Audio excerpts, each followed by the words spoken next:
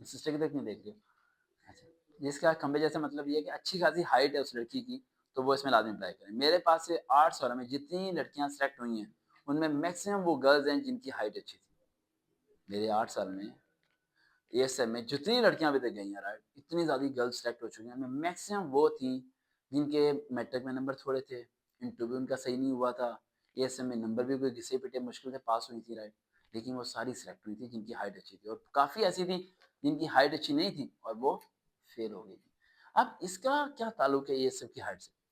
जेब में लेके आया करो, जब इंटरव्यू लेने वाला शख्स इंटरव्यू ले रहा होता है, उसके दिमाग में एक चीज़ होती है कि ये लड़की ग्राउंड में पीटी के टाइम ग्राउंड में होगी, और पीटी के दौरान वो लोग हमेशा फोकस करते हैं कि हाइट जिसकी अच्छी होती है ना, उसे वो लीडर बनाते हैं। यानी एक एक लड़की है, वो सारी एक हाइट की है, एक जिस लड़की के हाथ में फ्लैग होगा पाकिस्तान का, जो सबसे आगे लीड कर रही होगी, वो होगी जो इन सब से हाइट में बेहतर होगी।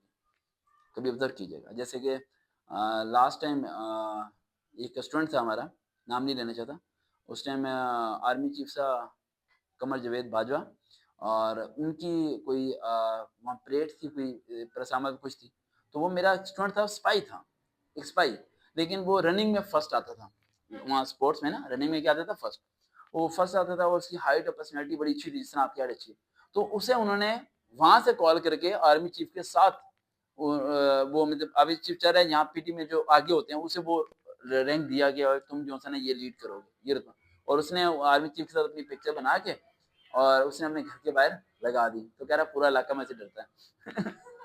ठीक है, तो प्राउड था उसके लिए, ठीक है, घर में लगाई, फिर बैठे में लगाई, जहाँ भी लगाई, तो ये चीज़ है। तो अगर आपकी हाइट काफ़ी ज़्यादा अच्छी है, तो ये गॉड गिफ्टेड स्किल है, ये अल्लाह की तरफ से है, ये इसमें आपका कोई कमाल नहीं है, इसका सही इस्तेमाल करना आपकी ज़िम्मेदारी है, आप सही इस्तेमाल करें। अब वो लड़कियाँ जिनका हाइट नॉर्मल है, दिल छोटा ना करें, ना ही परेशान हो, वो भी सिलेक्ट होती हैं, वो भी पास होती हैं, वो भी टेस्ट को पास करती हैं। मैं सिर्फ अच्छी हाइट वालों की थोड़ी तारीफ़ कर रहा था। अब अच्छी हाइट वालों की थोड़ी बुराई कर लेते हैं। ये रिजेक्ट क्यों होती हैं?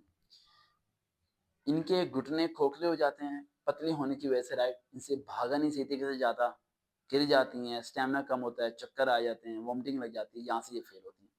जो जिनकी हाइट थोड़ी नॉर्मल होती है, वो उस लिहाज से उन्हें वॉमिटिंग नहीं लगती, उनकी बोन्स थोड़ी स्ट्रांग होती है, क्योंकि लंबे कद वाले की बोन्स हमेशा कमज़ोर होती हैं, क्योंकि हड्डी खिंचती रहती है, बड़ी होती रहती है, वो हड्डी में उतनी ताकत नहीं रहती, क्योंकि जिस्म में उतनी गोश्त नहीं होता मजबूत बनाने के लिए, और ना इसकी खुराक पाकिस्तान में मिलती, महंगाई वैसे ही बहुत ज़्यादा हो चुकी है।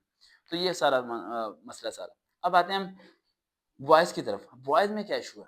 कोर्टल में जो बॉयज़ जाना चाहते हैं। देखिए, बहुत बॉयज़ एएसएफ में गई हैं, और उन्होंने काफ़ी बॉयज़ ने एएसएफ की जॉब को जॉइनिंग करने के बाद, कुछ अरसे के बाद एएसएफ की जॉब को छोड़ दिया।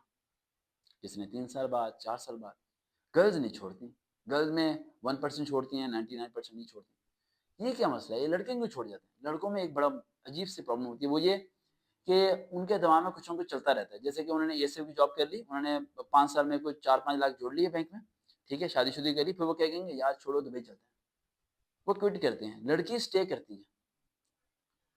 लड़की क्या करती है? मैं ये दोनों चीज़ें क्यों समझा रहा हूँ, हालाँकि अभी जॉब की तैयारी मैं इसलिए समझा रहा हूँ कि आप लोग फैसला करने से पहले सोचें, ठंडे दिमाग से कि होना क्या है।